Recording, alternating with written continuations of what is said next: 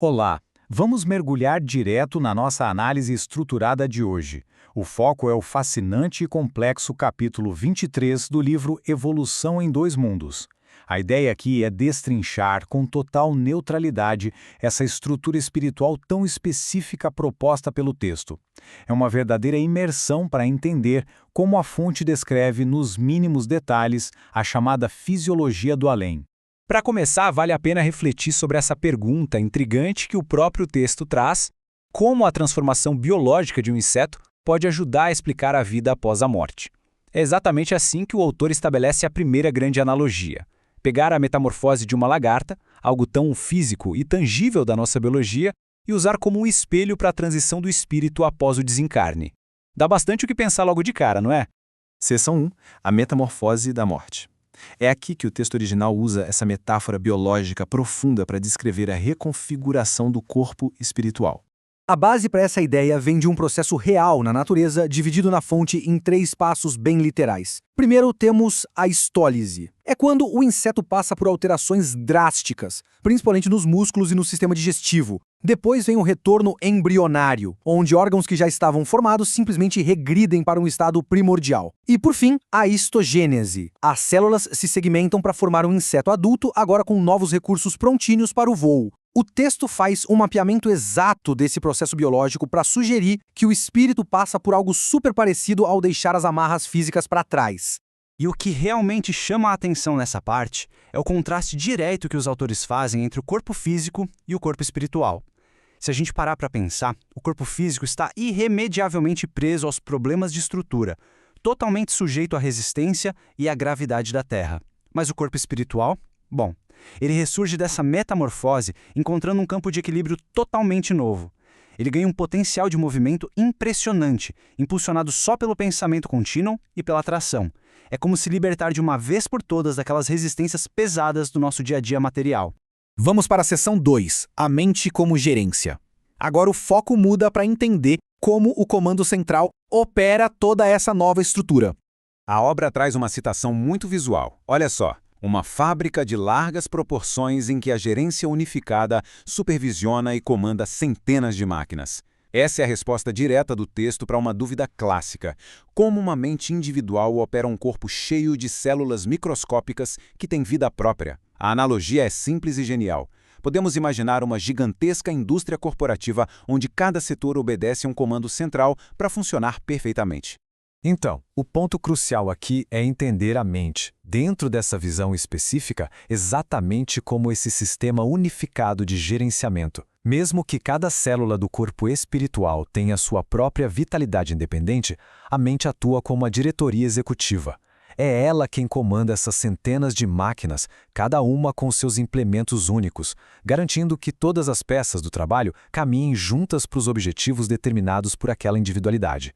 É, sem dúvida, um modelo fascinante de governança celular psíquica. Seção 3. Limites da linguagem terrestre. Vamos fazer uma pequena pausa conceitual para falar sobre as restrições da ciência e do nosso vocabulário atual.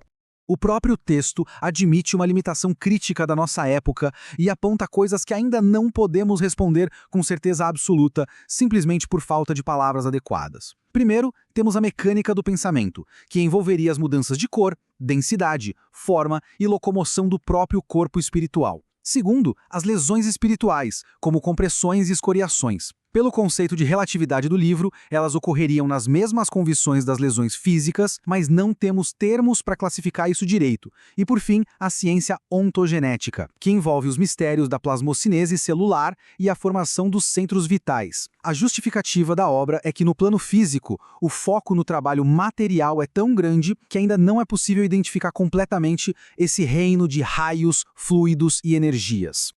Avançando para a seção 4, a fisiologia do espírito. Vamos dar uma olhada na interação da mecânica fisiológica entre o que é espiritual e o que é orgânico. A relação íntima entre o corpo físico e a estrutura não física fica muito clara com um exemplo bem prático da fonte: o baço.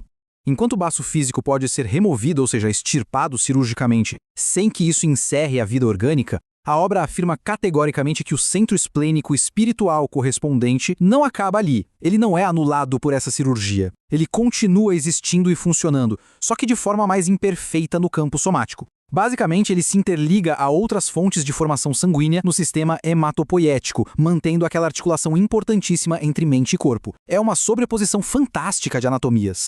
E por incrível que pareça, os autores fazem uma previsão bem ousada sobre o futuro das pesquisas na Terra. O texto afirma com toda a convicção que, lá na frente, os cientistas humanos vão conseguir compreender e alcançar a exteriorização desses centros vitais por conta própria.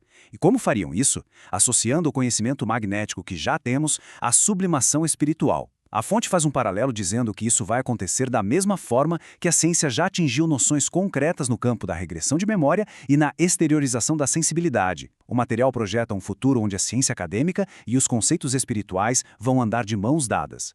Chegamos à seção 5, o mistério dos ovoides. Trata-se daquela condição espiritual hiperespecializada de recolhimento chamada de ovoidização. A própria fonte levanta uma questão super direta sobre esse processo. Como compreender a situação dos centros vitais no caso dos ovoides? Isso traz um dilema lógico incrível. Afinal, se o corpo espiritual passa por tantas transformações expansivas, o que acontece com toda a sua estrutura fisiológica complexa quando ele se reduz a um formato esférico tão restrito como descrito na obra? É um questionamento bem profundo sobre os limites de compactação da mente. Para solucionar essa dúvida, o texto nos entrega uma metáfora simplesmente linda. Somos convidados a pensar nessa condição como uma semente minúscula, que guarda dentro dela todos os princípios organogênicos da árvore imensa que vai se tornar no futuro. Ou seja, todos aqueles centros vitais complexos estariam ali presentes, restritos e adormecidos, mas perfeitamente preservados no seu potencial mais puro. Isso deixa uma reflexão poderosa sobre a natureza cíclica dessa evolução. Se a morte do corpo é comparável à metamorfose de um inseto criando asas, e certos estágios espirituais de recolhimento são como sementes esperando a hora certa de germinar no solo, até onde essa jornada de constantes transformações pode levar? Fica o convite para continuarmos questionando e explorando essas estruturas de pensamento tão fascinantes. Muito obrigado por acompanharem essa imersão.